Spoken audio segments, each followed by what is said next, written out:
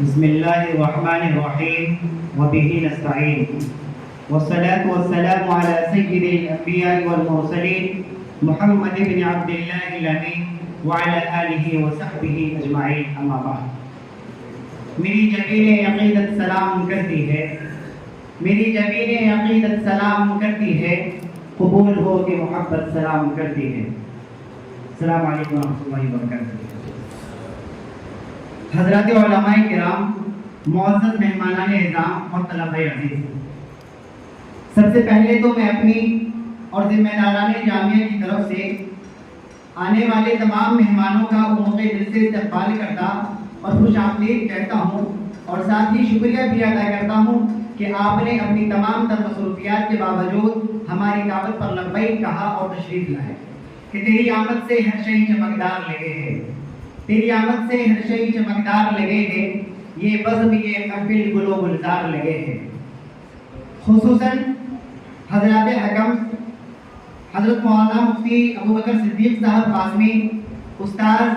مدرسہ فاطمہ نسمہ حیدرآباد، اور حضرت مفتی انوار صاحب قاسمی،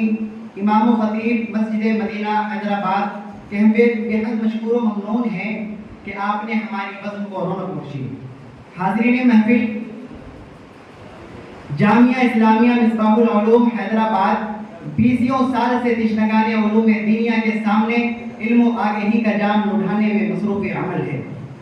اور اس طویل عرصے میں کتنے ہی طالبان علوم نبوت اپنی اپنی تشنگی بجھا کر یہاں سے رخصت ہو چکے۔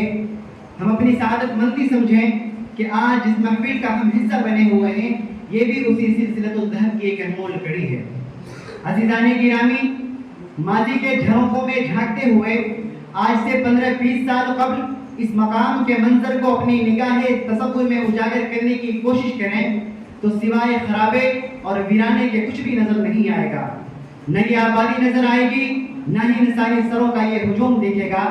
تحت نگاہ جنگلات و کھنڈرات ہوں گے یا پھر صحراؤں اور بیابانوں کا لامتناہی سلسلہ ہوگا۔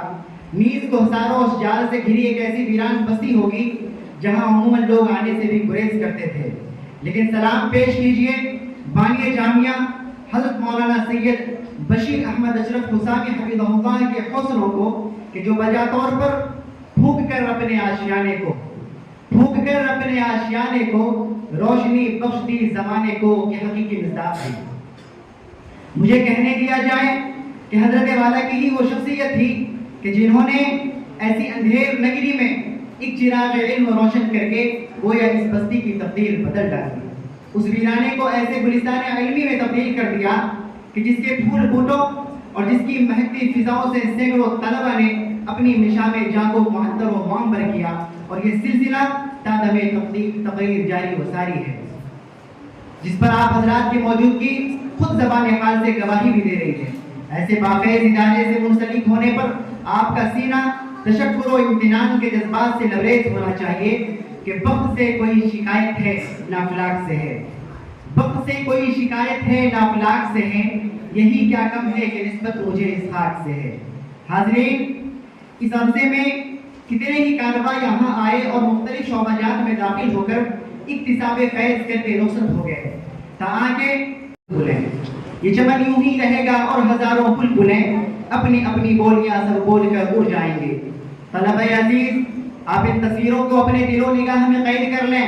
اور اس چمن علمی میں جب تک آپ مقیم ہیں ہر لمحے کو فقط گزارنے سے زیادہ زندہ دلی کے ساتھ جینے اور انہیں محسوس کرنے کی کوشش کریں، تاکہ جب آپ یہاں سے رخصت ہوں تو یادوں کے حسین گلدستے سے آپ خود کو ہرگز محروم نہ پائیں، کیونکہ یقین کیجئے کہ یہ زمانہ طالب علمی بڑا قیمتی زمانہ ہوا کرتا ہے، اور اس زمانے کی یادیں بھی بڑی خوبصورت ہوا کرتی ہیں۔ حاضرین گرامی، قبل اس کے کہ ہم اپنے مہمانوں سے التماس کریں کہ اپنے اختتامی الفاظ کہہ کر اور اپنے قیمتی کلمات سے نواز کر مجلس کو اختتام بالخیر تک پہنچائیں، ہم دوبارہ ان سب کے مشکور ہیں۔ بہت سے ہمارے وہ مہمان ہیں جو بعد میں تشریف لائے ہیں، ہم ان سب شکریہ ادا کرتے ہیں اور ان کا خیر مقدم کرتے ہیں۔ بہت شکریہ۔ والسلام علیکم ورحمۃ اللہ وبرکاتہ۔